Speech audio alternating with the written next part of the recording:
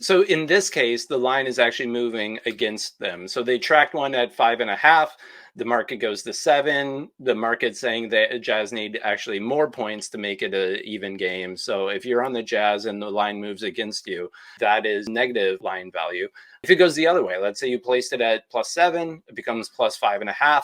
Now the line's moving for you. The market's saying you're on the right side. You're getting a 1.5 more than what the current value is if we were to place it. Now, would you track it again? I would not track it again. I would keep it. And in fact, that's part of my process is trying to see if I track on overnights, what's my win rate? If I track versus closing line, what's my win rate? So I try and make my selections at the same time, which is the same time when I'm actually going to be placing those bets, because that line movement does matter. The question about how does that impact your model, it doesn't impact the model itself because the model itself is trained. The thing it impacts is the tracking. If it happens to land between that 5.5 and 7, if you were to track it on one, it'd be a win. If you track it on the other, it's a loss, which is why I'm saying you should track it when you actually make those bets. If you're the kind of person who gets them in 10 minutes before tip off, that's when you should be tracking them so that your model win rate is representative of when you actually place those.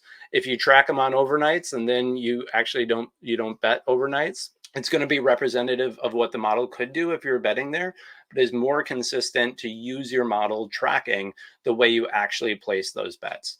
Now, I will give this caveat. Some people do like to track the overnights and then use the line movement as confirmation that it's going to move in the right direction or that it moved in the opposite direction and they stay away. The downside of that, in this case, you'd have gained a 1.5, but let's say it moved, the model was on the right side, you got positive CLV. Now, if you go to place it, you're actually getting a worse number than if you would have done it when your model told you to. So there's lots of ways people use it.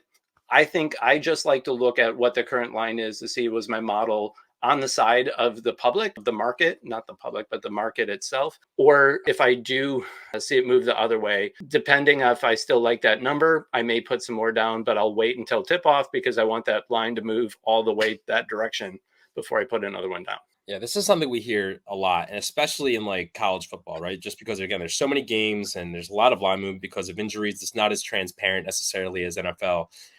Personally, what I do is I wait pretty close to game time, and that's when I'm just like, look, Rhythm's always updating the lines and give me predictions based off those most up to date lines.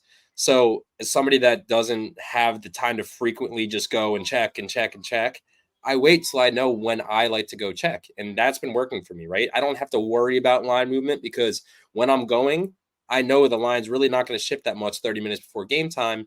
And my Rhythm predictions will be up to date because that's exactly what it's doing for me.